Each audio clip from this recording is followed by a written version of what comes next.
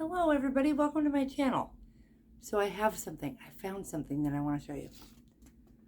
Now you probably can't see it real well. This is from 2014, and it was when we decided to write all of our debts down. This brought back so many memories. And I know on my channel, I have said before that we had paid off like $50,000. I did the math on this morning. It was $89,000. Think about that. $89,000. And it took us about 3.5 years. Okay, so we're going to start with that. So the first thing I noticed with this was that $64,000 of that was cars. And we were paying $1,000 a month in car payments. Actually, over that. It's like $1,050 in car payments. We had so many, not really arguments, but kind of arguments, discussions, I guess, about whether or not to have a car payment or no car payment. Before that year, in 2014 when I got married, I had never had a car payment in my life. Never. We'd always bought our cars with cash. My husband, on the other hand, had never not had a car payment. So when we sat down to do this, obviously those car payments were the biggest majority of our debt payoff. Once I realized how much we were spending on these cars, it literally made me sick to my stomach. I was wrecked over it. I could not wrap my head around this. This had never been a thing in my entire life. And the whole concept of, well, everybody has a car payment. That's just the way of life. It's just the way it is.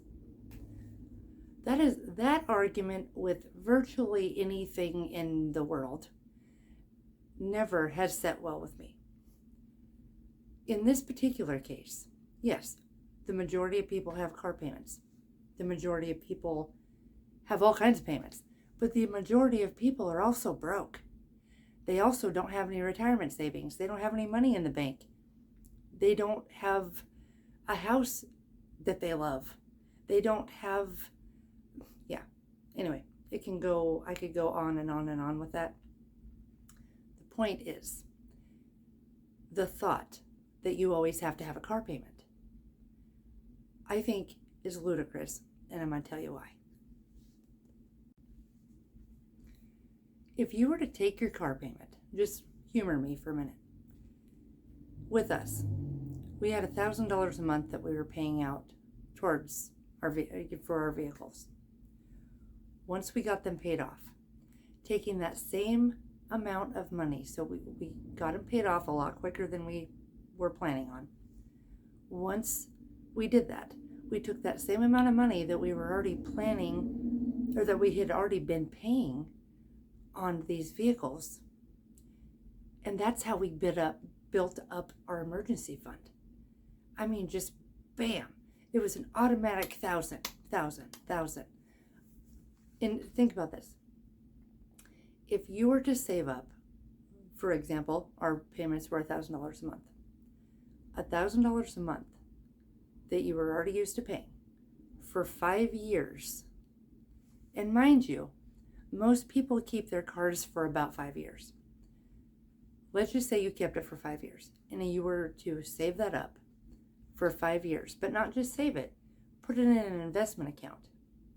In 5 years, you would have about $77,000, and you only put in $60,000.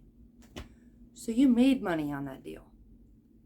That's how the interest helps you, instead of interest completely wrecking your financial situation. So interest is good when it's benefiting you, and it sucks when you're paying it. When you have your car payments, you're paying the interest. If you're paying yourself the car payment, you're making interest. That's what I wanted to say on that subject. Now, the only difference between somebody who has a car payment all the time and somebody who always pays with cash for their vehicles, is mindset. It doesn't matter what income levels we are, that's irrelevant. What is important is what your mindset is. If you are okay with being broke, but having heated seats or whatever have you that's fabulous in your car, that you just love your car, whatever that is, and you would rather have that over having money in the bank for whatever the case may be, medical bills, your water heater, whatever. I can't think of nobody is going to say, yeah, I'd rather not be able to pay all of the essentials. And I'd rather have my car because, my car lets me eat.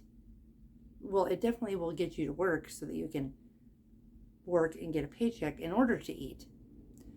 However, your car isn't going to pay for all of the other things that happen in life that you need money for.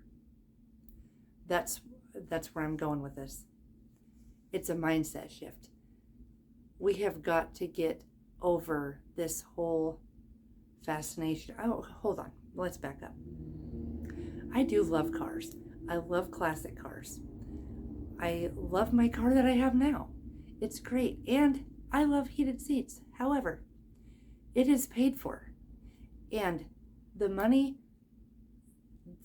the lessons that I learned with this car will be invaluable to me for the rest of my life because my mindset completely shifted. My husband's mindset completely shifted. Now, if we have to drive an 82 Honda with duct tape, I'm going to be driving it in style. I'm driving it with my head held high. This is what I got. But I got some money in the bank. I may have only paid $3,000 for this car, but I'm not broke. That's the thing. We care so much about what everybody thinks instead of, and that's kind of like a la-la land, kind of like it's not really real, but we think it is. When you pull up to somebody at a stoplight, they may glance over, but as soon as they take off from that stoplight, they don't think about you again. It don't matter what kind of car you have. Nobody cares. So I would love to know how you guys have kept yourselves out of the cycle of car payments. So maybe your method is different than mine. And I would love to hear what it is. And I'm sure everybody would love to hear down in the comments. So I will see you in the next video. If you like this one, give it a thumbs up. And I will talk to you later. Bye.